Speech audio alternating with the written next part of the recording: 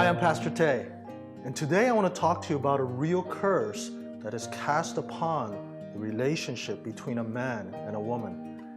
Yes, you heard that right. There really is a curse. Simply put, there is a real spiritual curse that works against the health of a relationship.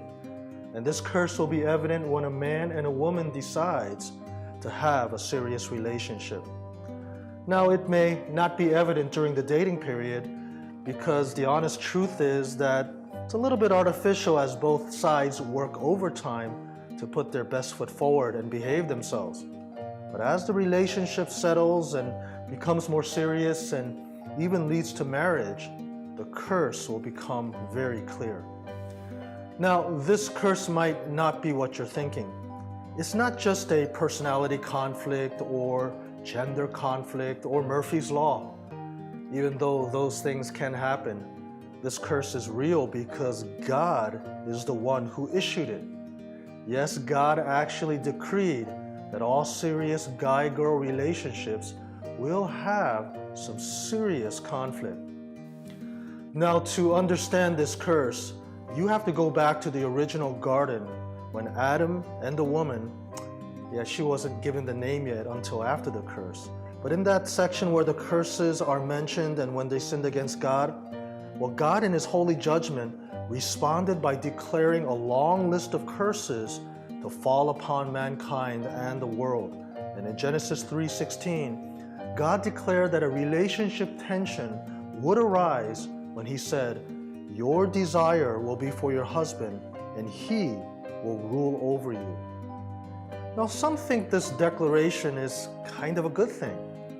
They automatically assume that the word desire is a good desire, and that the man's ruling is also a good response. But there's nothing good about this verse. Remember that this verse is part of a long list of curses, and so it can't be a good thing. In fact, this desire is the same word used in Genesis 4:7 when sin is described as a wild animal having a very bad desire to control Cain. The point is that this desire is evil. It's the sinful desire to control someone. And so, just as sin in 4:7 has the evil desire to control Cain, the woman in 3:16 now has an evil desire to control the man. This is the curse. Do you know what? The curse also hits the other gender as well. The man responds to the woman's sinful desire to control him by lording it over her. And so the verse continues by saying, "He will rule over you." This rule has nothing to do with the biblical command for the man to be a spiritual leader. That would be a godly rule that's expressed in humility and sacrifice as he tries to bring out the best in her. But this cursed response from the man is just as evil and destructive as the woman's bad intent to control him. And so history has shown the curse in action as women in general try to control and manipulate their man. And the man in response is just as guilty in trying to dominate the woman. Such evidence abounds in serious dating relationships and engagements, and of course, the marriage. The married couple is bound by holy matrimony, but chained by unholy desires.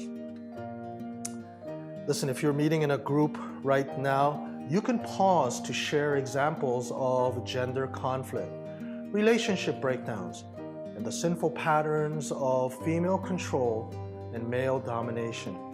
Now, it could be reversed, where the woman is more domineering and the man is more controlling. Either way, it's a curse.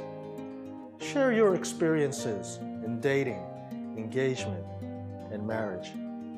Pause now. Yes, the curse is real, but just as real is the grace of God. Remember that Jesus Christ died to save you from the penalty of sin and release you from the power of sin. So there's hope. By God's grace and strength, you can work hard and overcome the curse. In short, this curse must not be the final statement in your relationship. You must work against it and pray against it. So when you see evidences of the curse, don't be surprised. Instead, be pleasantly surprised by the grace of God that is greater than the sins in your relationships. Well, that's it for today. Until next time, remember that overcoming the curse is part of the greater purpose for your life.